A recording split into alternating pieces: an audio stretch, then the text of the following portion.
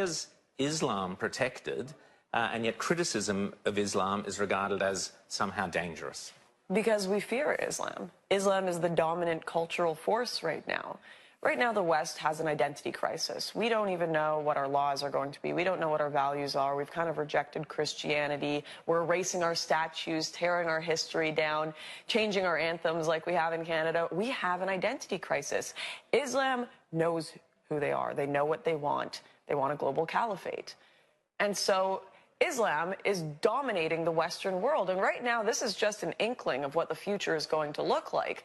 They're still a minority in Western countries. And while all these people will tout open borders, multiculturalism, as soon as Islamists become over 50% of your population, you will see your country looking exactly like any Islamic nation in the world. And suddenly the LGBT activists won't be as happy about this open borders situation. Suddenly the liberal women that are being stoned for the crime of rape will start to realize what they've gotten themselves into. And I fear that it may have to get to these horrific points before people wake up and open their eyes. But Lauren, let me ask you, I mean, we've seen, for example, in Sweden, that the native-born white Swedes will be a minority, I think by 2040 is what they're saying, but in part, not just because of migration, but because of the fertility of the immigrant population. And so I've got two questions for you. One is, you know, what does Lauren Southern say is the right approach? I mean, if you will say, you will say you're not a racist, as the sort of accusers will make out, but you are seemingly supporting the right of European culture to defend itself against adversaries and competitors. But B, if a culture is simply much more fertile, then doesn't it deserve to inherit the earth?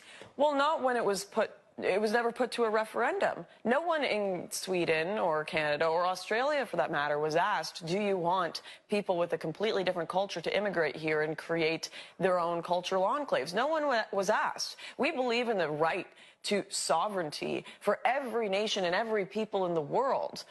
And we respect that. No one is ever telling the Japanese, destroy your culture. You must bring in tons of Koreans. You must bring in tons of Africans. Or, right, well, people have to understand where these religions came. If someone said it was a highly Christian area, I wouldn't be concerned, because Christianity is actually what formed much of the West and most of our freedoms. And the reason for that is Christianity is based on choice.